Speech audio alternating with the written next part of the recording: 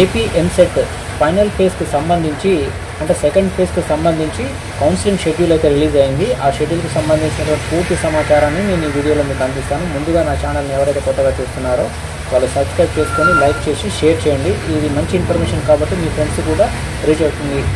So 27వ తారీఖు నుంచి ఈ వెబ్ ఆప్షన్స్ అయితే స్టార్ట్ అవుతాయి. 27 నుంచి ఆగస్టు 1 వరకు అయితే ఈ షెడ్యూల్ అయితే ఉంటుంది.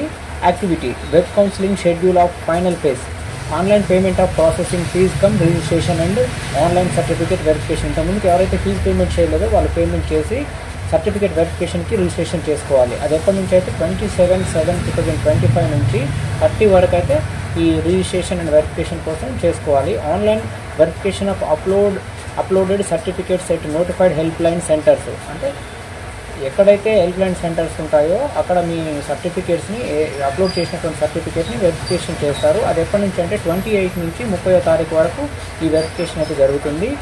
వెబ్ ఆప్షన్స్ వచ్చేసి exercising the web options by the registered and eligible candidates. ఎవరైతే ఎలిజిబుల్ ఉంటారో రిజిస్టర్డ్ క్యాండిడేట్స్ ఉన్నారో వాళ్ళు 28వ తారీఖు నుంచి 31 వరకు అంటే జూలై 31వ తారీఖు వరకు మీరు వెబ్ ఆప్షన్స్ అయితే పెట్టుకోవచ్చు. దాని తర్వాత మనం పెట్టుకున్నటువంటి వెబ్ ఆప్షన్స్ ఏవైతే ఉన్నాయో change of options for the candidates.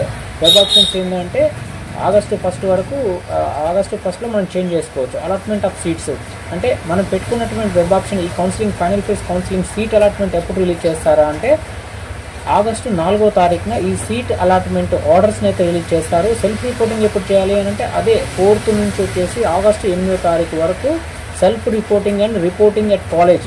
అంటే ఆన్లైన్లో సెల్ఫ్ రిపోర్టింగ్ చేసి దాని తర్వాత కాలేజీలో కూడా మనము ఆగస్టు 8వ తారీఖు లోపు చేసుకోవాలన్నట్టు. ఇది ఈ పూర్తి ఫైనల్ ఫేజ్కి సంబంధించినటువంటి పూర్తి షెడ్యూల్, పూర్తి సమాచారం.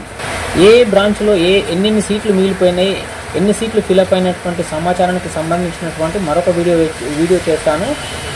అందులో మీరు ఏంటి అంటే మీకు నచ్చినటువంటి బ్రాంచ్లలో ఏదైతే వేకెన్సీస్ ఉన్నాయో అందులో మీరు ఆ వెబ్ ఆప్షన్స్ ఎక్సర్సైజ్ చేయడానికంటే ఆప్షన్స్ పెట్టుకోవడానికి అవకాశం ఉంటుంది. ఆ సమాచారానికి సంబంధించి ఒక పూర్తి వీడియోని అయితే చేస్తాను.